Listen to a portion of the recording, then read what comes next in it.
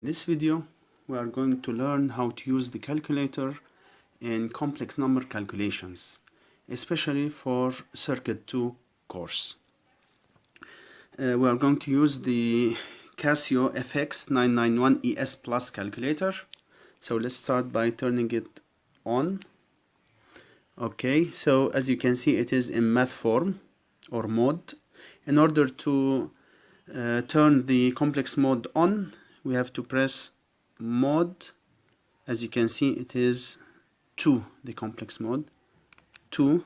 Okay, now you can see the word complex here, so it is now in the complex mode.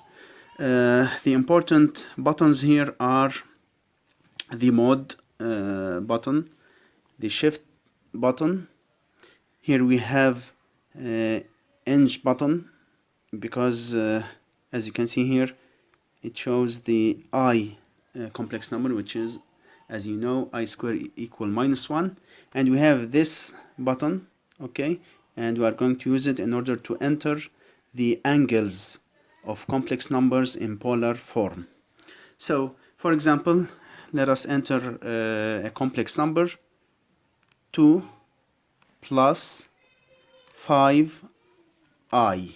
Okay, if we press equal now, so it is 2 plus 5i. In order, let's say, to transform this number into polar form, this number is in rectangular form. In order to transform it into polar form, we have to press shift and 2. Now we can transform this number into polar form by pressing 3 or find its conjugate. So let's press 3 equal. So this is the number in polar form. In order to transform it back to rectangular form, we press again shift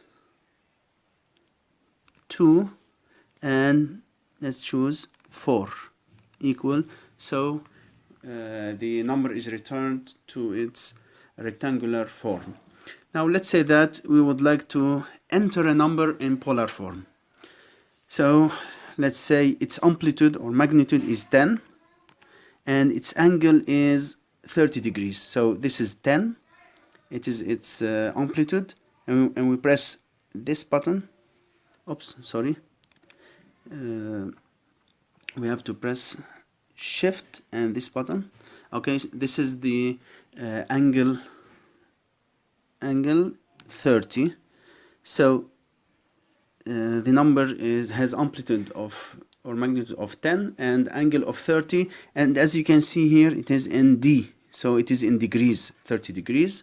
If you press equal, so the number is entered as polar form, and it is a complex number. We would like to transform it into rectangular form or polar form again. So this is how we use the complex numbers, or we enter complex numbers to the calculator.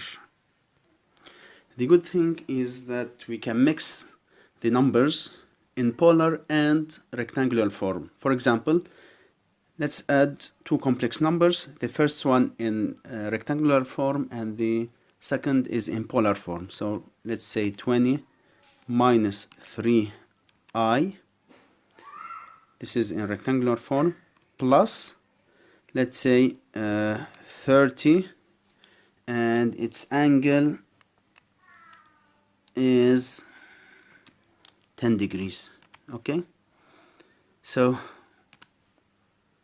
the result is 49.5 plus 2.209i. If we would like to transform it into polar form, 2, 3 equal. So this is the result, 49.5, and the angle is 2.55 degrees. We can also divide two numbers. For example, 5 minus 25i, okay, divided by 2 plus 3i. You will have the number directly. And if you'd like to divide, for example, let's say 10 and its angle is 20 divided by, oops, so we have to put okay, brackets, say 20 divided by 2 minus 6i, and the number will be calculated. Okay, this is the real part and this is the imaginary part. Again, let's transform it into polar form equal, so that's it. Its amplitude radical 10 over 2, its angle is 91.56 degrees.